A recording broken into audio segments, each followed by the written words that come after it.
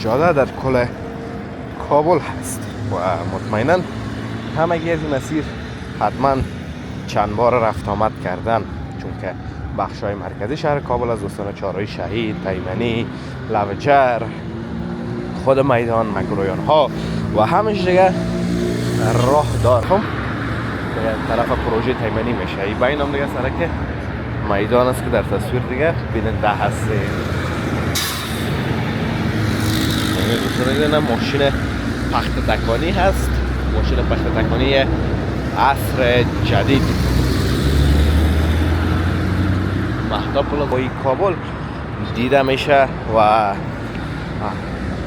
براش نام مولانا جلال الدین بلخی را دادن و واقعا دوستان عزیز بزرگ هم است، زیبا هم است و تصمیم میبینید دوستان عزیز سر تا آخر همه خانه ها پر هستند. سلام و درود نثار شما خوبان و عزیزان، انشالله که خوب و صحتمند و سرحال باشین و زندگیتان هم به خوبی و خوشی سپری شود. دوستان نهایت گرامی و عزیز، در جاده میدان هوایی شهر کابل هستیم و همه تو سلو با پیش میریم. دیگه همراه ما باشین که از جاده میدان هوایی کابل که گفتم ایتون دیگه دوستان عزیز که مشهورترین و شناخته شده ترین جاده در کل کابل هست و مطمئنا همگی از این مسیر حتما چند بار رفت آمد کردن، چون که بخش های مرکزی شهر کابل از دوستان چهارراه شهید، تیمنی، لوچر، خود میدان، مکرویان ها و همش دیگه راه دارن دیگه. شما دوستان عزیز رضایان تاور رو ببینید چقدر زیباست. بس ها رو ببینید، جای بس ها رو چقدر زیبا رنگ کردین دوستان عزیز. رضایان تاور وجهش این جای بس هاست دوستان عزیز. بس ها توقع کنید چقدر زیبا رنگ شده یا چقدر مقبول شده. این جای کم داره و نفرش باید به اینجا بشینه و مدیریت بکنن. این طرف دوستان عزیز رضایان تاور میبینید در تصویر که چقدر واقعا زیبا و مقبول است. ببینید چقدر هم بلند است دوستان، واقعا یک چیز ناب و زیبا جا شده. دوستان عزیزم تو سلو با پیش بریم. این سرک فرعی میدان است البته دوستان. سرک اصلی دوباره این طرف هست که میخوایم اون سرک اصلی را ببینیم. اصلا دو طرف هم دوستان عزیز خانه های بزرگ یا بلند منزل ها جور شده، اونا در حال ساخت ساز هم هست. این طرف دوستان و دیگه در حال ساخت ساز است و اونا جور شده میره.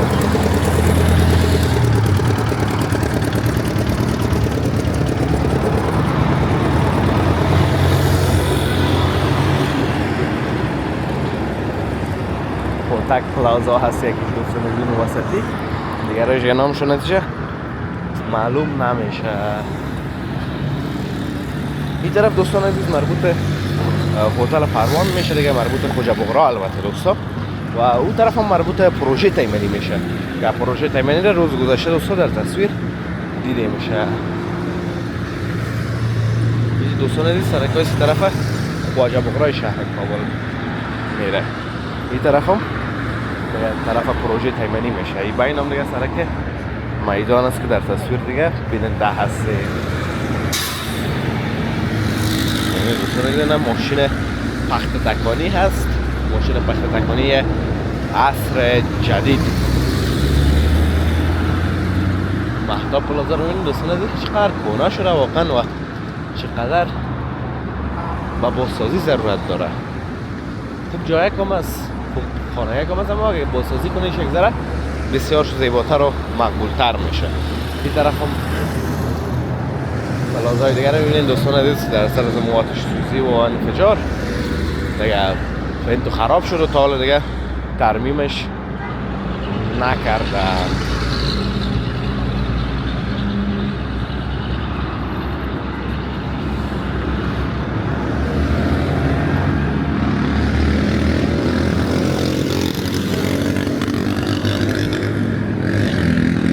جاده میدان هوایی کابل دوستان از یک جاده نسبت هم بزرگتر هست نسبت به دیگه جای شهر کابل و هتل های عروسی بسیار خوب داره دوستان عزیز البته هتل‌های عروسیش گذشته است، چهارراه شهید است. در وسطای سرک هم هتل‌های عروسی زیاد است دوستان عزیز، اما هتل‌های مشهور در اونجا گذشته از چهارراهی شهید شهر کابل است که دیگه معمولا وقتی که عروسی خلاص میشه موترها از پشت موتر عروس میبراین دیگه باز یک ذره تیز زبانی میکنن و یک ذره چی میگن، اما یک قسم رسم و رواج از دوستان عزیز، یک قسم به حساب یک ساتری میشه دیگه گفت که موتر روانی میکنن، موترهای کرایه میگیرن، موترهای لکسس، موترهای لند کروزر یا بنز و دل خود دیگه اخم میکنن. اینجا هم دوستان عزیز بر اثر از امون انفجار و آتش سوزی شیشه ها به این حالت رسیده است. الحمدلله. اینا ببینید دوستان ساختمانک بسیار زیبا و مقبول. در داخل کوچه هم دوستان عزیز البته ساختمان‌های زیاده موقعیت داره.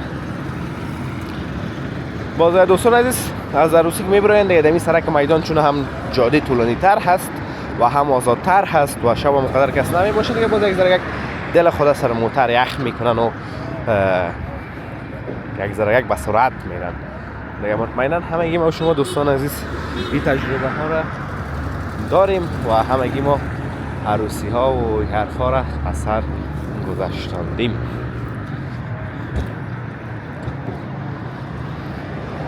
طرف دوستان عزیز مرکز کاشتموی VIP هست و سنوکر کلاب کیو. ساختمان دیگر که دوستان تازه جور میشه، ببینید چقدر زیبا و مقبول است.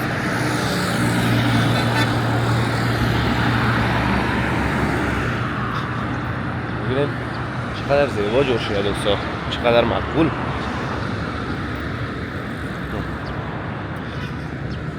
اونو ساختمان بلندم دوستان عزیز ساختمان است که همیشه در سرک میدان هوایی کابل دیده میشه و براش نام مولانا جلال الدین بلخی را دادن و واقعا دوستان عزیز بزرگ هم است، زیبا هم است و تصمیم میبینید دوستان عزیز این سر تا آخر همه خانه ها پر هستن.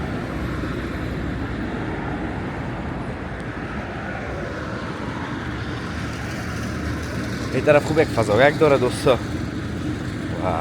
یک جایی که بسیار زیبا شده.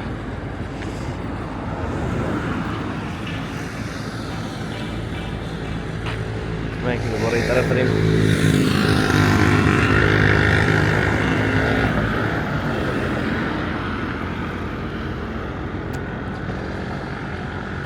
سرک میدان است دوستان. یک مسافرایی که خصوصا دور از وطن هستن و آمدین چند بار از این سرک خاطره دارن، چون اولین بار که بعد از سالها بیایی در افغانستان اولین جاده‌ای که به چشم میخوره همین جاده هست و از همین جاده میگذریم. خب دوستان نهایت گرامی و عزیز، انشالله که از ویدیو خوشتون آمده باشه، از ویدیو لذت برده باشین، ویدیو را لایک کرده در کانالم چون سابسکرایب کنین تا ویدیوهای بعدی همگیتونه به الله متعال پاک و بی‌نیاز میسپارم. روز و روزگار خوب و خوش داشته باشین و در پناه الله متعال باشین. الله حافظ و مردگار همایتان.